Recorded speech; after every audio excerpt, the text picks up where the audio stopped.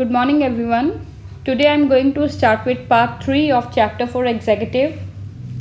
In this part 3, we are going to discuss the Prime Minister as a part of executive with its powers and functions. So, let us start. Now, let us discuss about Prime Minister as a part of executive. Okay, so first of all, the Prime Minister, he is the most important and powerful functionary of the country. He is like the ruler of the country, the real ruler who is actually executing the things. This Prime Minister, he is the head of the Council of Ministers, and all the powers of the President are actually exercised by Prime Minister.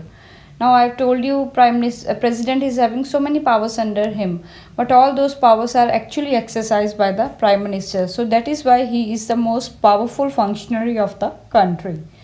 He is also called as the architect of the fate of the country. Fate means the future, the stability of the country. It all depends upon the strong position of the Prime Minister.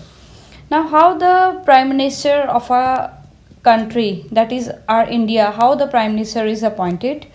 The Prime Minister is appointed by the President, but while doing so, the President is not a free hand, means it is not like that the President on his will, according to his willingness, he chooses the Prime Minister. There is a procedure for the choosing of the Prime Minister of country.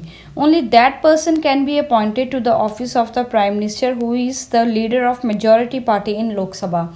Now when general elections take place, the parties, they get the number of votes, and in Lok Sabha, whichever party get the maximum number of votes, its leader is chosen as the Prime Minister by the President of the country.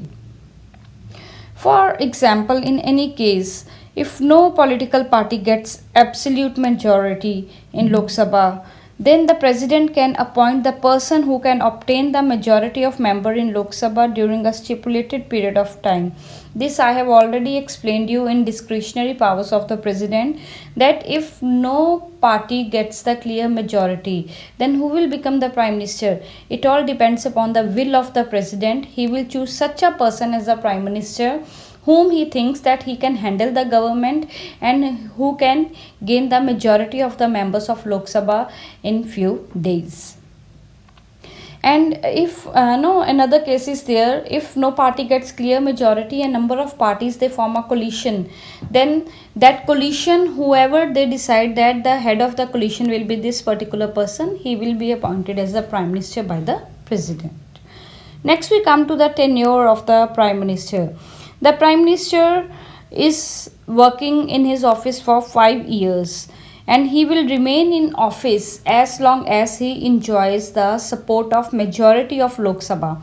If he doesn't enjoy the support of majority, and if Lok Sabha members passes no confidence motion against him, then he has to resign from his post, and the complete ministry also has to resign from their post. So this is the basically procedure. So he need to have the confidence of the members of Lok Sabha, and in case if Prime Minister dies, then in that case also the whole ministry has to be changed and the fresh elections take place.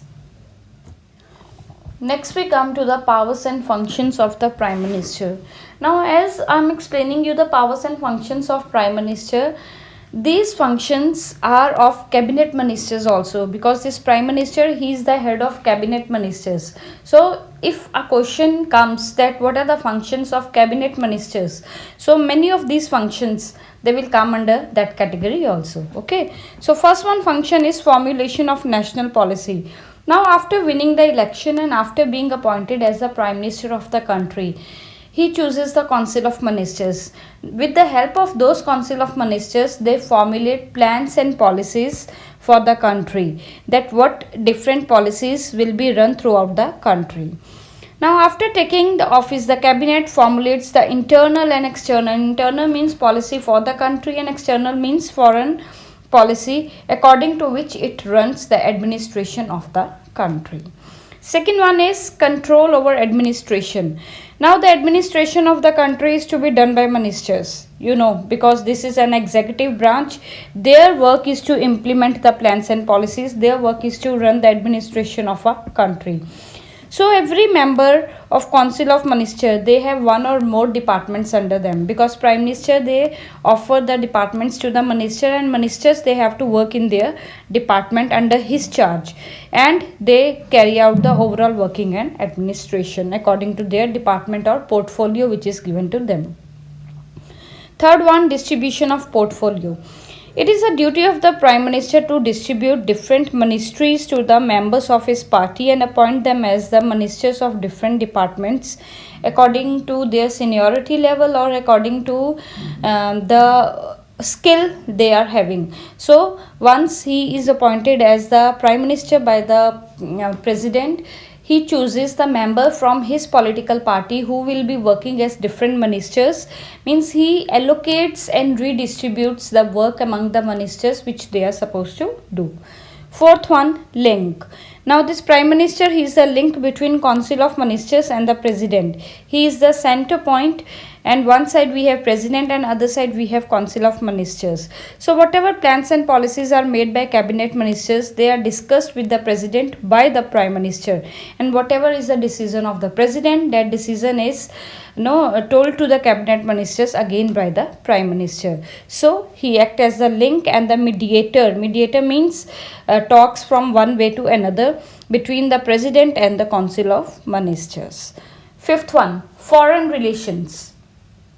Now every country is having different kind of foreign relations with different countries. As we all are world players, we cannot live in isolation.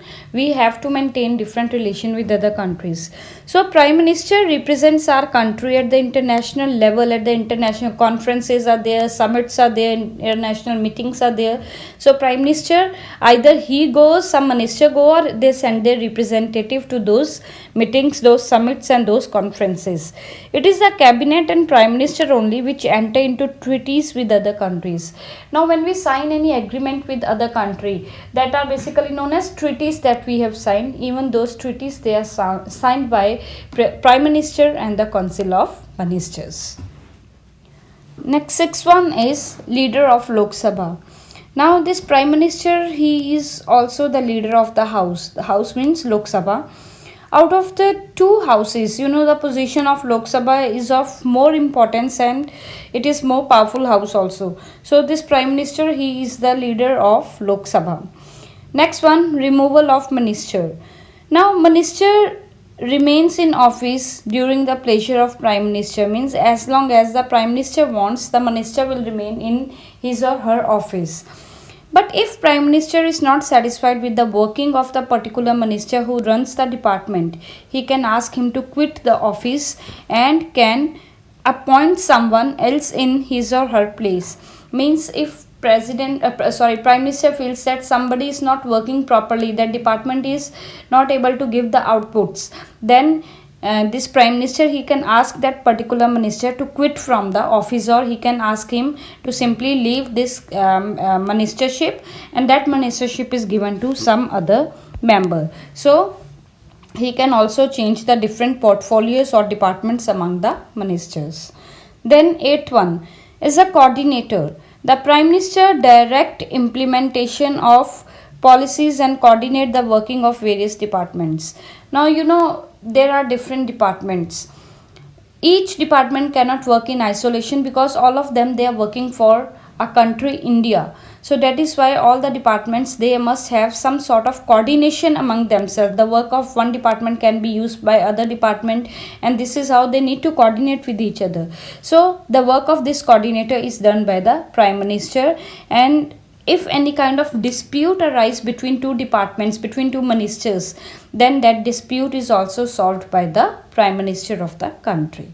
So I hope you all are clear with the functions, the tenure, the appointment process, and the special features of the Prime Minister of India as a part of executive. With this, I finish up with part 3 of the chapter executive. So dear students, till now we have discussed President and Prime Minister as a part of executive. Rest of the content we'll be discussing in our last part of this chapter. Thank you.